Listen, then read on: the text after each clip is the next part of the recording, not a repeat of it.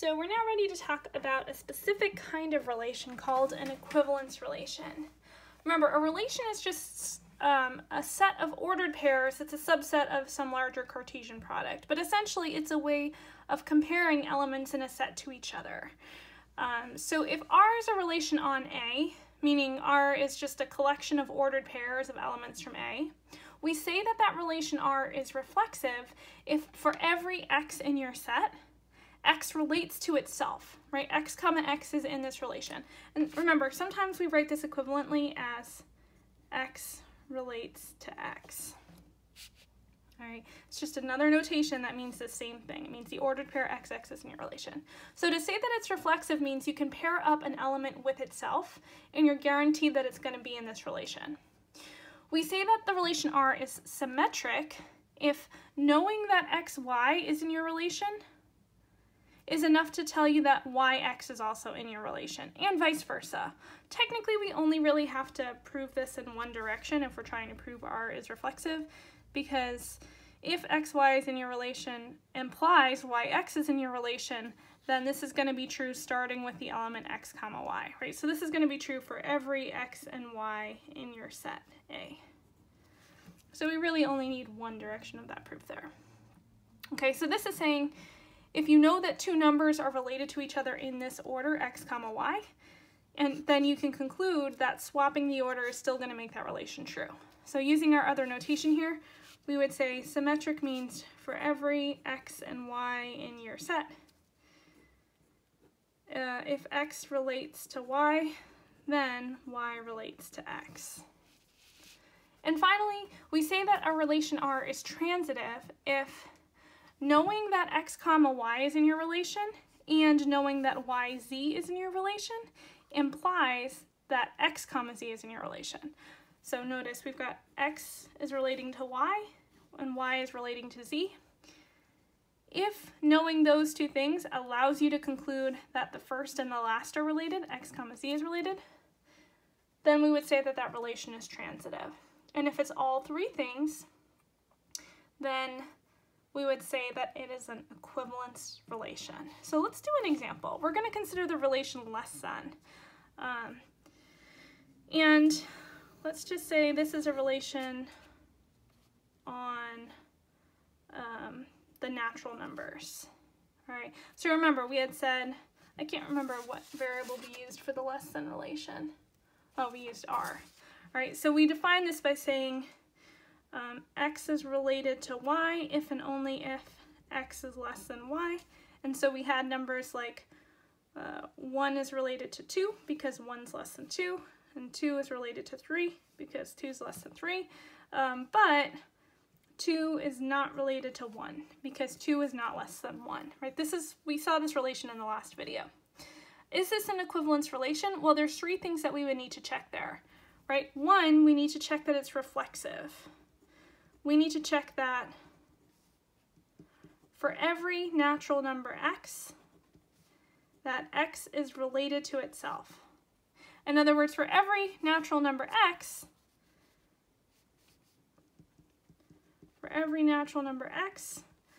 x is less than x. Is that true? No. Actually, that's not true for any natural number x. X is not less than itself. This is false, right? 1's not less than 1, 2's not less than 2. This is false for every natural number, but in particular, 1 is not less than 1. So 1 is not related to 1, which means that this relation is not reflexive. All right, which means there's no way it's an equivalence relation. You have to be reflexive, symmetric, and transitive.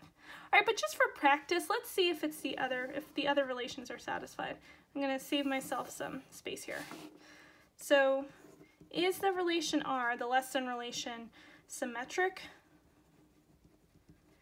Well, we would need to show that for every x and y in our set of natural numbers, if x is related to y, then y is related to x. All right, is that true? Is it true that for every natural number, every pair of natural numbers x and y, if x is less than y, then y is less than x? No, definitely not, right? If x is less than y, then we know that y is not less than x. That's not what less than means, right? So this is also going to be false, right? For example, 1 relates to 2 under this relation, but 2 does not relate to 1. In other words, 1's less than 2, but 2 is not less than 1. So this relation is also not symmetric. Look this up in case we can't see. And then finally, okay, it's definitely not an equivalence relation, but just in case, let's try to make sure we understand these definitions by checking to see if this relation is transitive. So is this relation R transitive? Okay, well, to be transitive, that means if x comma y is in our relation and y comma z is in our relation, can we conclude that x comma z is in our relation? In other words, we want to check for every x, y, and z in the set of natural numbers, if x relates to y and y relates to z, then can we conclude that x relates to z? Well, let's just write out what this relation means. Remember, this really means for every x, y, and z in the natural numbers, we want to show that if x is less than y and y is less than z, then x is less than z. Is that true? Yeah, that's true, right? If x is smaller than y, which in turn is smaller than z, then certainly x is smaller than z. This is true, which means R is transitive. Well, it's not an equivalence relation because it doesn't satisfy all 3 properties, but it is transitive. All right, let's go back to that parent relation we saw last time. Remember, the way that we defined this relation was on the set of all people x.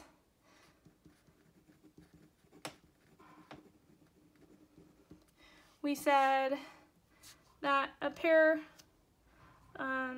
little x comma little y satisfies this relation if and only if x is the parent of y. All right, so we want to check, is this an equivalence relation? First of all, is it reflexive? In other words, for every little x in the set big X, for every person, is it the case that x relates to itself? Is it the case that x is the parent of x? No, I am not my own parent. You are not your own parent. This is a no. I am not my own parent, which means Shelley does not satisfy this relation with Shelley. Okay, so it's not reflexive, so it's not an equivalence relation. Fine, but I'm going to do the other 2 for practice. Is it symmetric?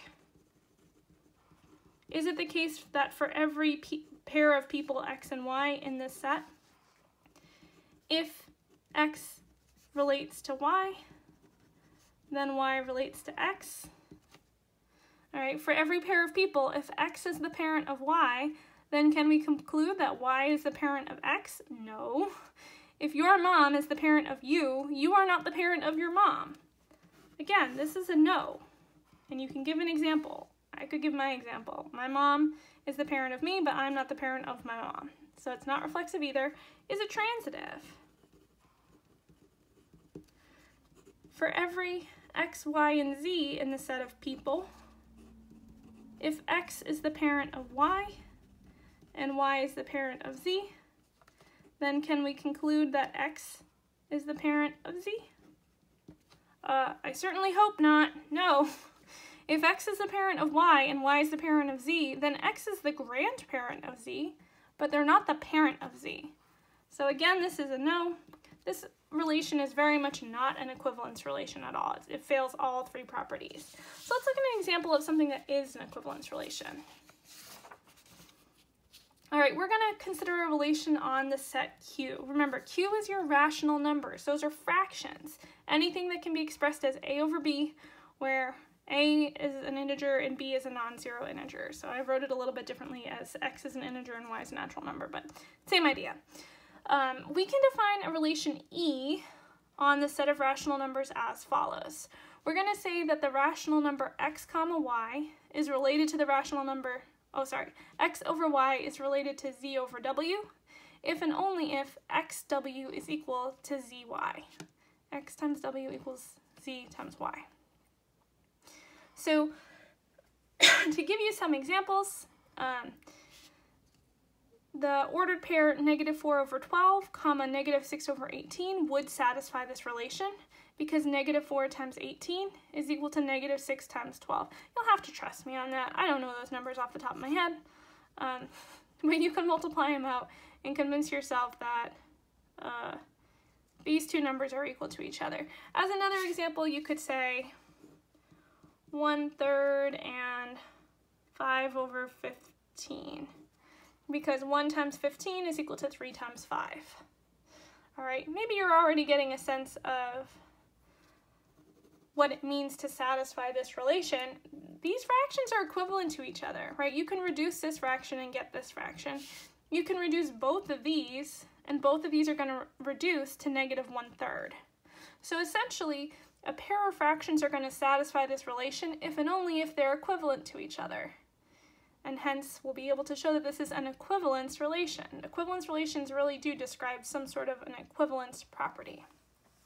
So let's check and make sure, using our definition up here, that this relation is in fact an equivalence relation. So first of all, is E reflexive? All right, reflexive means if you take any element of your set, if you take any rational number and pair it up with itself, that relation is going to hold. So for every fraction xy in this set of rational numbers, is it the case that x comma y paired up with itself satisfies this relation? That's what we need to show. For every rational number x over y, does x over y relate to itself through this relation? Well, to check that, we need to make sure that when we multiply across, they're equal to each other. X times w equals y times z. In this case, we're checking that x times y equals y times x. X times y equals y times x. So that means x over y and x over y does indeed satisfy this relation. In other words, 1/2 comma 1/2 satisfies this relationship because 1/2 equals 1/2. Same thing with 5/7, 5/7, right? Any number paired with itself is definitely going to satisfy this relationship. Okay, cool, so it's reflexive.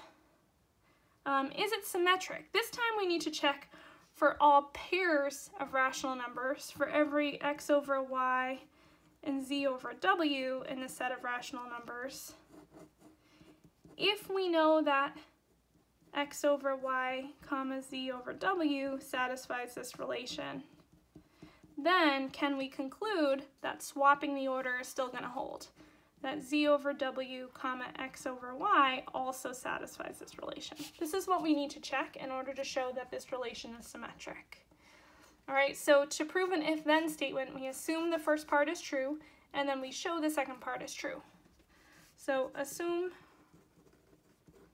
x over y comma z over w satisfies this relation.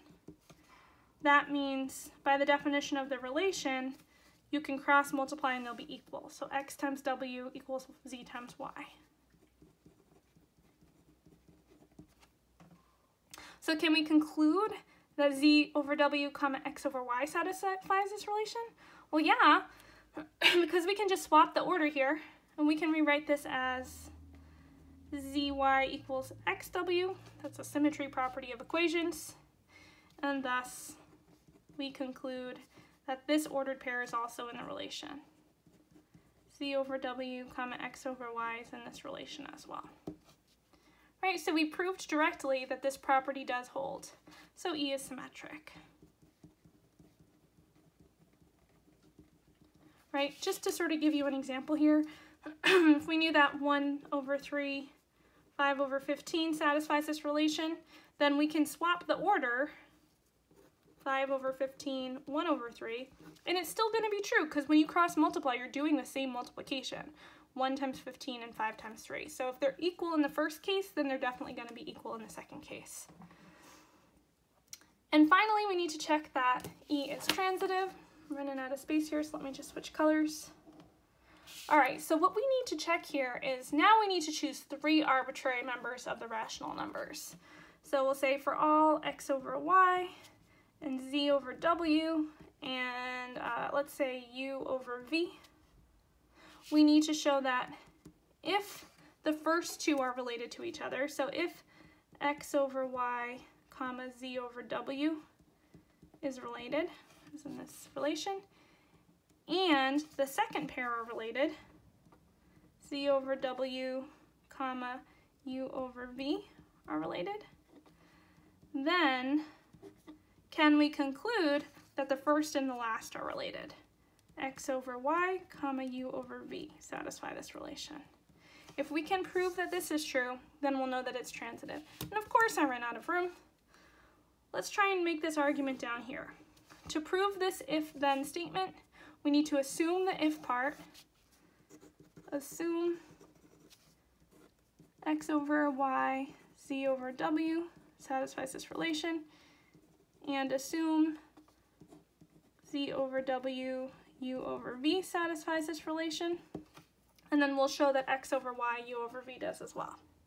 So if we're assuming this, then by the definition of our relation, this means that when we sort of cross multiply here, they'll be equal. So x times w is equal to y times z, and z times v is equal to w times u. Now we want to show that this pair is also satisfying this relation. So we want to show x times v is equal to y times u, or u times y. So how can we try to use this? Use these 2 statements to show this. Well, let's see. I want to show that x times v is equal to u times y. So I maybe want to try to use these 2 equations together in some way. So maybe what I'll do is I'll say multiply the left-hand side here times the left-hand side of this equation, and that'll be equal to the right-hand side of this times the right-hand side of this, right? Because I know these 2 equations are true. So what I can do is say the left-hand side here, xw, times the left-hand side here, cv, is equal to the right-hand side, yz, times the right-hand side, uw. Well, I want a u and a y on the right-hand side, and I want an x and a v on the left-hand side, and I don't want anything else. Well, luckily, I have an extra copy of w on both sides and an extra copy of z on both sides. I can get rid of both of those. Why can I get rid of them? Well, because from the beginning, we knew that these are rational numbers, which means I know that y, w, and v are all non-zero, because the denominators are non-zero in a rational number, which means since they're non-zero, I can divide both sides by w and z.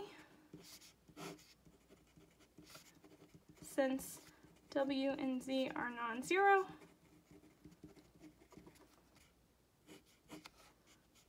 w and z, which leaves us with the fact that x times v is equal to y times u. And thus we conclude that x over y comma u over v satisfies this relation.